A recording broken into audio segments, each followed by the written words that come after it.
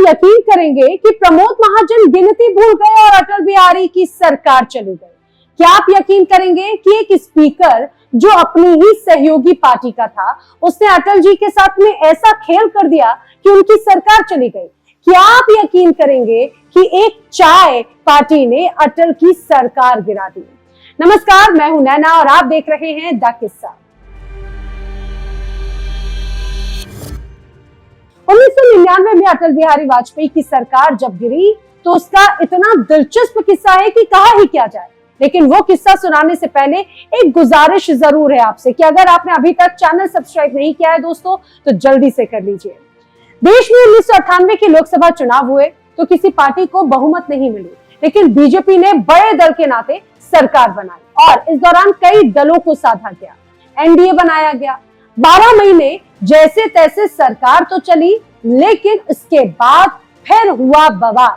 दरअसल इस पूरी कहानी की शुरुआत हुई जयललिता से, जिन्होंने वाजपेयी सरकार से अपना समर्थन वापस ले लिया।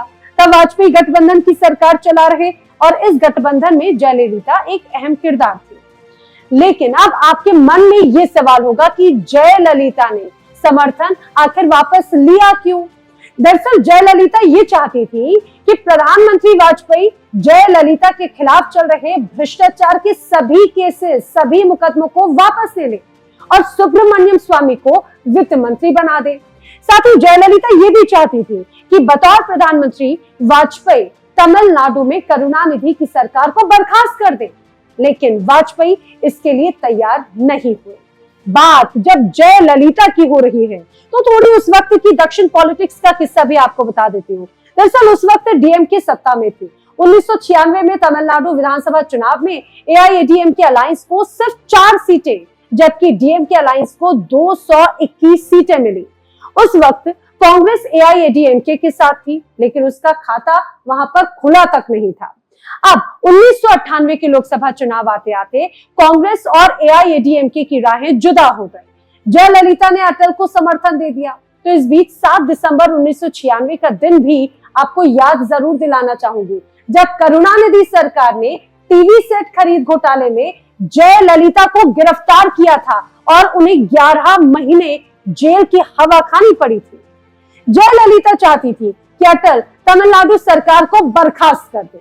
और अब ये भी सच है कि इंदिरा सरकार के जमाने में ऐसा कई बार हुआ जब विपक्षी दल वाली राज्य सरकार को किसी छोटी सी वजह से उसी को आधार बनाते हुए बर्खास्त कर दिया जाता था। खैर, जब अटल नहीं माने तो सुब्रमण्यम स्वामी ने जयललिता और सोनिया को एक चाय पार्टी पर मिलवाया और सरकार के तख्ता पलट की कहानी लिखना शुरू हुई।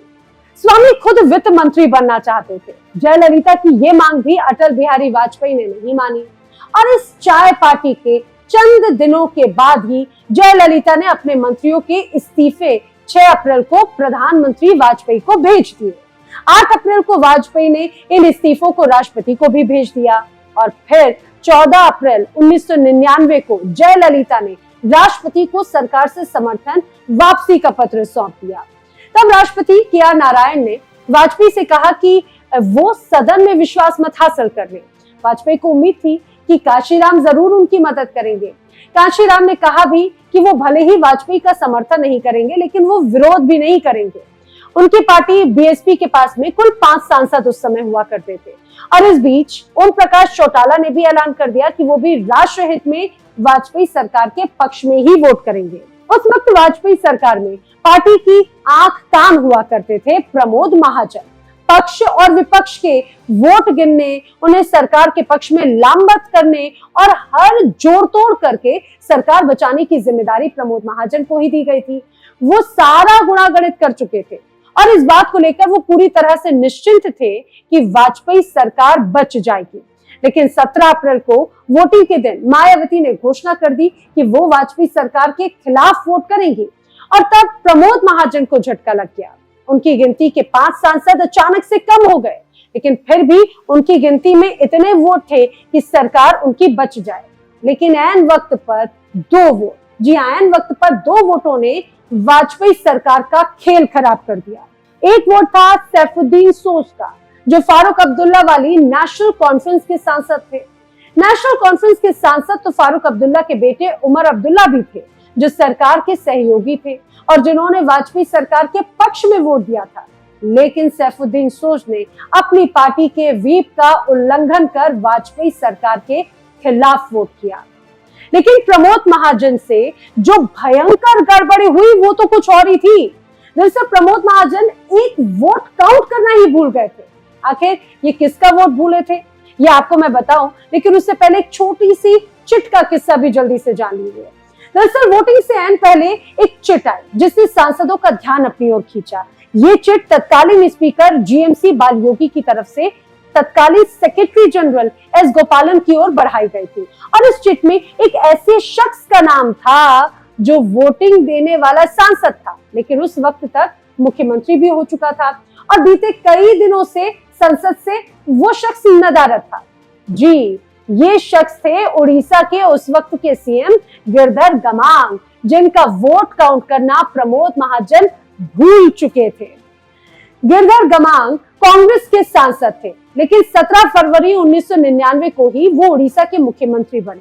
प्रमोद महाजन इस गलतफहमी में थे कि गिरधर गमांग ने सांसद पद से इस्तीफा दे दिया है और वो सिर्फ मुख्यमंत्री हैं, लेकिन कांग्रेस को याद था कि उनका मुख्यमंत्री अभी भी सांसद है।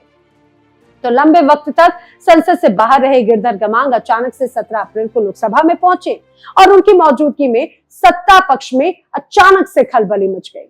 मामला लोकसभा अध्यक्ष जीएम बालयोगी तक पहुंचा और जीएम बालयोगी ने गिरधर गमांग को ये सुविधा दे दी कि वो अपने विवेक के आधार पर वोटिंग करें। गमांग ने अपनी पार्टी की बात सुनी और वाजपेयी सरकार के खिलाफ वोट दे दिया और यही वो एक वोट था जिसकी वजह से अटल बिहारी वाजपेयी को महज 13 महीनों में ही इस्तीफा देना पड़ गया। तब सरकार के पक्ष में 269 वोट थे, सरकार के खिलाफ कुल 270 वोट पड़े थे। अगर गिरधर गमांग ने वाजपेयी सरकार के खिलाफ वोट नहीं दिया होता और अगर नौबत बराबरी की आती तो तब के लोकसभा अध्यक्ष जीएम बालयोगी वाजपेयी सरकार के समर्थन में ही वोट करते, क्योंकि उनकी पार्टी डीडीपी एनडीए का हिस्सा थी और तब शायद वाजपेयी सरकार बच गई होती। लेकिन मजे की बात तो आपको बता दूं कि मजे की बात यह है कि 2015 में यही गिरधर गमांग बीजेपी में भी आ गए थे और फिर 18 जनवरी 2024 को वो फिर से कांग्रेस में चले गए। तो ये किस्सा आपको कैसा लगा हमें जरूर कमेंट बॉक्स में बताएं। वीडियो पसंद आया हो तो लाइक करें, शेयर करें और अगर आपने अभी तक द किस्सा चैनल सब्सक्राइब नहीं किया है तो जल्दी से कर लें।